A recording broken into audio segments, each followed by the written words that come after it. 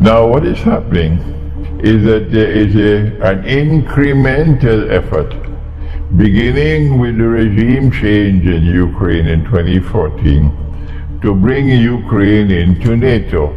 If Ukraine ever becomes a NATO member state, then Russia will have NATO on its very border. If NATO's missiles, nuclear missiles, can hit Moscow in a matter of minutes. This is not a security option that Russia is prepared to accept at all. And so Russia has put its foot down. This is our red line. Whether you accept our red line or you don't accept our red line, that's your choice. This is our red line, that we will not allow a next-door neighbor state to pose such a tremendously dangerous threat to our security. So we're going to take steps to ensure the protection of our own security. When the Soviet Union wanted to put nuclear-armed missiles in Cuba, the Kennedy administration decided that this was too great a security threat for the United States. And so they put a quarantine around Cuba, that they would not allow any Soviet ships to enter Cuba without being searched, so that no nuclear missiles can be shipped to Cuba. And that was 1962, and the world watched. We were on the brink of nuclear war. Does Cuba have the right?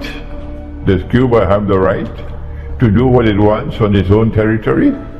At that time, the United States said, no, Cuba does not have the right to pose a significant threat to the United States. And so the United States intervened, and American ships, the Navy, surrounded Cuba. And the Soviet ships were coming with missiles.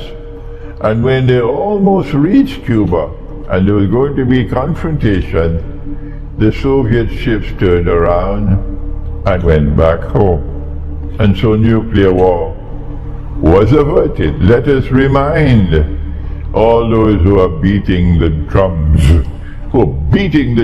for Ukraine, let us remind you, if you need to be reminded, that in the same way that the United States expressed its concern for its own security and would not allow Cuba to have nuclear missiles that could reach the United States, similarly, Russia has to be recognized to have a right to protect its own security.